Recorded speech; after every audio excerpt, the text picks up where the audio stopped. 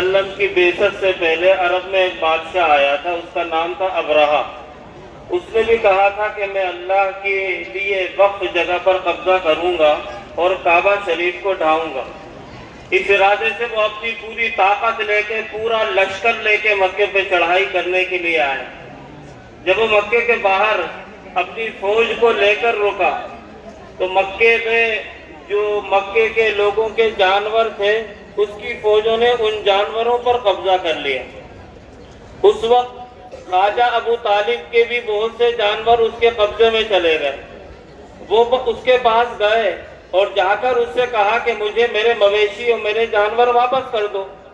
اس بادشاہ نے کہا میں تمہارے اللہ کی زمین کو ہڑپنے کے لیے آیا ہوں، میں تمہارے کعبے کو ڈھانے کے لیے آیا ہوں، اور تم مجھ سے اپنے مویشی اور اپنے جانور مانگ رہے ہو۔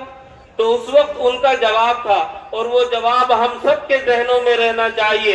انہوں نے کہا کرے گا وہ حفاظت اس کی جو اس گھر کا مالک ہے، کرے گا وہ حفاظت اس کی جو اس گھر کا مالک ہے، اور جو اس گھر کا مالک ہے وہ بحر و بر کا مالک ہے۔ آج تم نے اللہ کی زمینوں پر ہاتھ ڈالا ہے، ہم سے نہیں اللہ سے لڑائی مول لی ہے۔ تم نے اس آسمان و زمین کے مالک سے لڑائی مول لی ہے۔ تم نے ان درختوں، شجر اور حجر کے مالک سے لڑائی مول لی ہے۔ تم نے ہم سے نہیں اپنے پیدا کرنے والے سے لڑائی مول لی ہے، اور یہ لڑائی اللہ تم سے سمجھ لے گا۔ ہمارا دکھ اس کا نہیں ہے کہ تم نے وقف بورڈ کی زمینوں پر ہاتھ ڈالا ہے، ہمارا دکھ تو اس بات پر ہے کہ تم نے مسلمانوں کو ستانے اور مسلمانوں کو تکلیف پہنچانے میں کوئی کمی نہیں چھوڑی۔ جب سے تم حکومت میں آئے ہو لگاتار مسلمانوں کو ذلیل کرنے، ان کو نقصان پہنچانے، ان کو کنارے لگانے کے لیے مختلف قسم کی تدبیریں کر رہے ہو۔ ہمیں تمہاری سوچ پر اعتراض ہے، ہمیں تمہاری حکمت عملی پر اعتراض ہے۔ اپنے سیاسی مفادات کے لیے تمہیں پوری کمیونٹی کو داغدار بنانے کی کوشش کر رہے ہو، یہ تمہارے لیے بھی نقصان دہ ہے، اس ملک کے لیے نقصان دہ ہے، انسانیت کے لیے نقصان دہ ہے۔ آج ہم وقف امینڈمنٹ بل کے بارے میں نہیں، ان تمام قوانین کے بارے میں تم سے یہ مطالبہ کرتے ہیں جن قوانین کو مسلمانوں کے خلاف لایا گیا ہے، چاہے وہ دفعہ 370 ہو، چاہے وہ ٹرپل طلاق کا بل ہو، چاہے وہ CAA-NARC ہو، اور چاہے وہ کوئی بھی ایسا قانون ہو جو اس ملک کے رہنے والے انسانوں کے خلاف ہے، ان کی آزادی کے خلاف ہے، ان کے حقوق کے خلاف ہے۔ ہم ان تمام قوانین کو واپس لینے کی مانگ کرتے ہیں اور مطالبہ کرتے ہیں۔ حاضرین محترم، میں ان باتوں کو نہیں دہراؤں گا جو مجھ سے پیشرو مقررین نے کی ہے، اور یقیناً انہوں نے ساری باتیں آپ کے سامنے کر دی ہیں، لیکن میں دو بات آپ سے ضرور کہوں گا۔ ایک، آج آپ کا اتنی بڑی تعداد کے اندر یہاں اکٹھا ہونا، یہ اس بات کی دلیل ہے کہ آپ زندہ ہو۔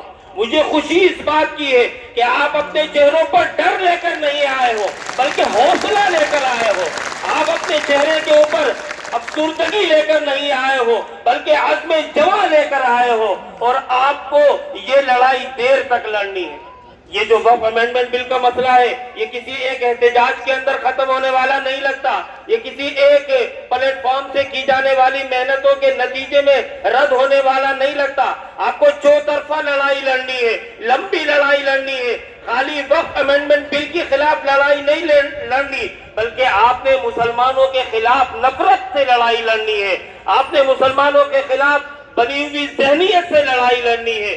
آپ نے ایسی لڑائی لڑنی ہے کہ یہ وقف امینڈمنٹ بل بھی رد ہو، اور آئندہ ایسے لوگوں کو جرأت نہ ہو کہ وہ اسلام اور مسلمانوں کے خلاف یا ملک کی منارٹی کے خلاف یا کسی بھی پسماندہ طبقے کے خلاف کوئی ایسا ظالمانہ قانون لانے کی جرأت نہ ہو۔ نعرہ تکبیر!